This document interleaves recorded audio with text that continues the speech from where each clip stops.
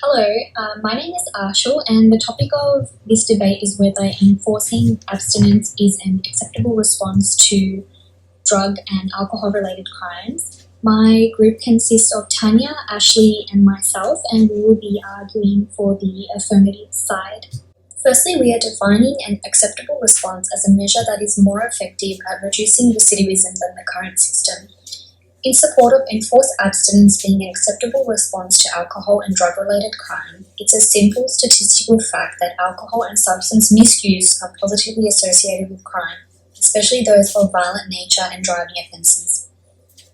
Research suggests that drug users are between 7 to 8 times more likely to offend than non-drug users. In 2015, the AIC found that over half of the Australian prison population reported high-risk drinking behaviour before their incarceration, while 68% of the prison population disclosed to illicit drug use within 12 months prior. It was also found that the prison population in Australia used the substance methamphetamine at a rate 10 times that of the general population.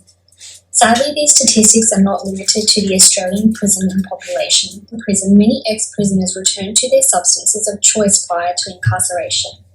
Released prisoners have an increased risk of re-offending after being released. However, the likelihood of recidivism increases dramatically with the use of particular drugs, potentially contributing to 28.4% of people failing to complete parole. However, not only is substance use for offenders dangerous to the community, but in many ways for the drug user also.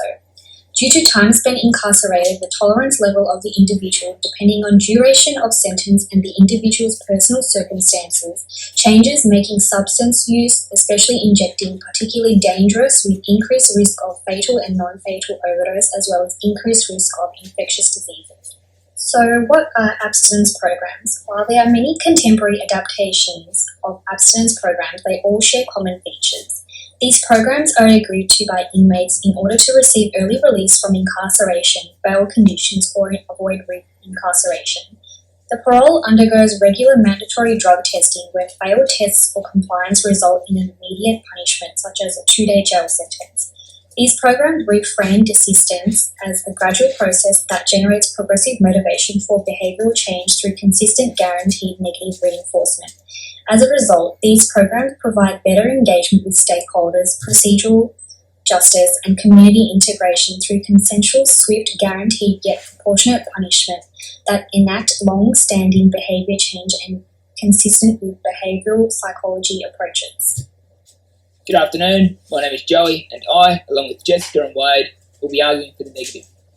I'll be outlining what we believe are fundamental issues with the criminal justice system and how the affirmative misallocation of blame to the individual perpetuates this problem. Jessica will discuss the inefficiency of abstinence programs and highlight alternatives, followed by Wade, who will explore why abstinence programs fail and holistic methods to achieve decreased drug offences and recidivism. Firstly, we reject the affirmative's definition of acceptable response. An acceptable response must be a suitable intervention after considering efficacy in reducing recidivism and cost efficiency against all available approaches. We acknowledge how impactful alcohol and drug misuse is when it is linked to between 30 to 80% of violent crimes and driving offences. How can we not? Obviously, a solution to the issue must be brought forward. However, we assert that abstinence programs are not the acceptable response. The inability of the criminal justice system to reduce recidivism rates is inseparable with external factors such as poverty, institutionalisation, and intergenerational contact. Additionally, the current policies perpetuate a criminal underclass which encounters severe economic and social marginalisation, particularly in the case of Indigenous Australians. In support of this, inmates are experiencing a range of psychosocial factors before, during, and after incarceration that influence initial crime and recidivism. Thus, an acceptable response should utilise evidence-based practices at each of these stages to suitably achieve targets. On the contrary, the current system in the affirmative's proposal that recidivism results from individual failure instead of a collective event of external factors simply ignores the complex interplay between individual choices and a range of social forces, institutional and societal practices, which far exceed the control of the individual. Thus, the affirmative solution of mandating substance use assistance for a few months does not address larger external causes or psychosocial factors and is therefore an unacceptable response to substance-related crime. We must approach substance assistance as an incredibly challenging process, where success requires many attempts. Therefore, we argue to engage this process with support, therapy, guidance, education, and opportunity. Going forward, we provide evidence of the ineffectiveness of swift, certain and fair in addressing crime, recidivisms, and underlying psychosocial factors.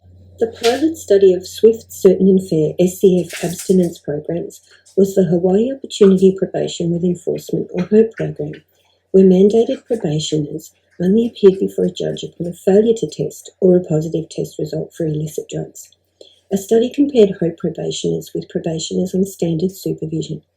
HOPE results showed 48% fewer days of incarceration, 53% fewer revocations, 61% fewer missed supervision appointments, 55% fewer new arrests, and 72% fewer positive drug tests. HOPE reduced drug use, crime, incarceration and expenditure by $6,000 per participant annually. South Dakota's 24/7 Sobriety Project, another SCF program, required individuals arrested for or convicted of alcohol-involved offences to submit to breathalyzer tests twice per day or wear a continuous alcohol monitoring bracelet. This program resulted in a 12% reduction in repeat DUI arrests and a 9% reduction in domestic violence arrests. Australia implemented its own version, the Compliance Management or Incarceration in the Territory Commit program. Although the program was trialled, deemed a success, and thus extended for a further 2 years, it has been suggested that the program could be delivered with more of an element of therapeutic justice as the HOPE program does. Therapeutic justice focuses on the impact of law on well-being, especially psychologically. SCF programs incorporating therapeutic justice do so via a gradual process that generates motivation for behavioural change through consistent guaranteed negative reinforcement, currently not addressed in our justice system. Poor executive function linked to inability to anticipate consequences, weigh up punishment and reward, and manage socially appropriate behaviours are factors associated with crime perpetration and recidivism. SCF programs can provide a clear expectancy of behaviour, less demand on executive abilities of planning, mental flexibility and adaptive decision-making, a predicted outcome, the chance of acquired learning and referrals to other services such as mental health or family violence. Enforced abstinence, combined with therapeutic justice, is effective and therefore acceptable. The affirmative team have misrepresented research by cherry-picking results. Multiple studies observed no reductions in recidivism or crime rates in Arkansas, Massachusetts, Fort Worth, Texas, and Delaware. Also, research assessing the costs of HOPE programs over 2 years also found the cost increase, expensive due to violations, jail accommodation, and treatment. So in terms of achieving their fundamental goal, the programs are failures. In fact, it has been theorised that when these programs do succeed, it is dependent on the individuals on probation, along with legal and community contexts. This is supporting our sociological and external factors argument. Abstinence programs are clearly not an acceptable approach, so let's look at alternatives. It's been observed that the manner in which the criminal justice system deals with offenders significantly affects recidivism risks. Shamefully, our parole officers in Australia have been described as little more than compliance officers, focused on finding slip-ups rather than encouraging success. This is serious, when released offenders often experience an inability to live independently and have an overall loss of self-worth. Additionally, almost all parole board hearings here in Victoria are conducted without the offender's presence. So if we had more invested judges and probation officers and had a focus on supporting reoffenders with rehabilitation, we could reduce recidivism, possibly even more than SCF programs, without the cost. In fact, this element is likely to presuppose the success of SCF programs. A 2019 Victorian prison report found 12.5% of targeted drug tests in jail are positive. So another acceptable response to drug-related offences could be intervention during incarceration. The same year, a review on prison drug and alcohol systems in Victoria found that cognitive, behavioural and social learning programs were most effective in reducing readmission rates for substance abuse, likely because they focus on beliefs, attitude and behaviour. Interestingly, the treatment that was found to have the highest recidivism rates were when they were put in a drug-free boot camp. They found that any program based on direct deterrence was less successful. I think this research shows that in-prison interventions based on therapeutic practice are an acceptable response. And they also highlight the inefficacy of trying to enforce abstinence. Though it is agreed that incorporating a therapeutic element into the response of drug and alcohol-related crime is ideal, it's become evident that the potential severity may not be taken into account by the group arguing the negative. The group arguing the negative makes claims of parole officers being titled compliance officers. Regardless of its truth, it's a positive outcome for the greater good of the community. Multiple research studies into the relationship between drug and alcohol use and domestic violence found a strong positive relationship between the two. This begs the question to be asked: why would anything less than forced abstinence be an acceptable response to drug and alcohol-related crime, and how to handle the offenders, knowing the potential severity that drug users with prior criminal convictions could have on the community? It is important to keep in mind that yes, a person-centred view is important to have for the offender and their rehabilitation. However, the safety of the community is paramount, and without proper rehabilitation, which the negative group has kindly pointed out is not occurring in prison settings, with 12.5% of drug tests returning positive, reintegration cannot be done safely. So why should it happen? My argument is simple. Violence is not acceptable. Drugs and alcohol have been proven to increase the likelihood of violence occurring. Therefore, forcing and monitoring individuals who have previously committed criminal offences to abstain from drug and alcohol use is an acceptable response to drug and alcohol-related crimes. As for inflicting punishment, if this abstinence is broken, this says more about failure of that individual's rehabilitation and indicates that that individual is not ready for safe reintegration into society. To summarise the key themes discussed by the affirmative speaking group, drug users are up to 8 times more likely to commit crimes than non-drug users. Almost 70% of those incarcerated in Australia claimed to have used illicit drugs within 12 months of their imprisonment. Drug and alcohol use is believed to contribute to 28% of recidivism within Australia. Swift, certain and fair programs have the potential to reduce days incarcerated by almost half, dramatically increase attendance of supervision appointments, and economically save $6,000 per participant annually. It is also the best solution for the community. It reduces the likelihood of domestic and family violence, as well as all-round reduction in crime. Enforced abstinence is an acceptable response to drug and alcohol-related crimes.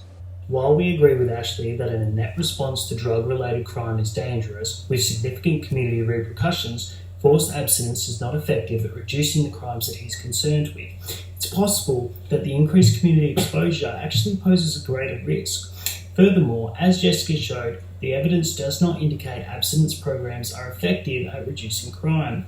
Furthermore, psychosocial factors experienced by parolees such as lower education, poor health, unemployment, abuse, homelessness, and psychological stress are not addressed in abstinence programs, despite simultaneously increasing the risk of recidivism and decreasing the probability of seeking treatment, and despite 74% of inmates having a psychiatric disorder, many of which are associated with violence and substance abuse.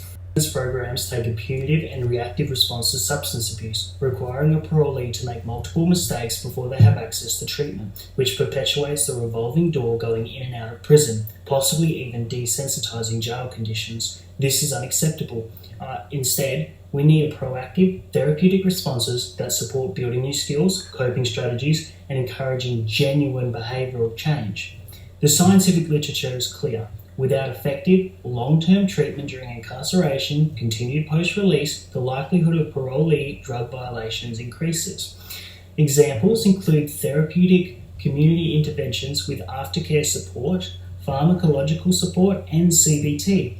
These methods allow us to not only address psychosocial factors, they would enable correctional facilities to have their intended rehabilitative impact that would actually facilitate individual reintegration.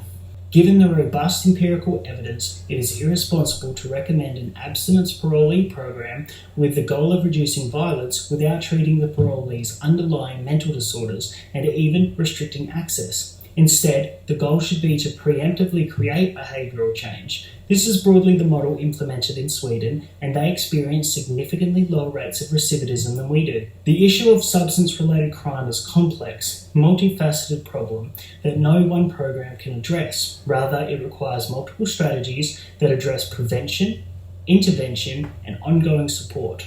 Therefore, only utilising abstinence programs is an unacceptable solution to an issue as serious and as widespread as substance abuse and crime.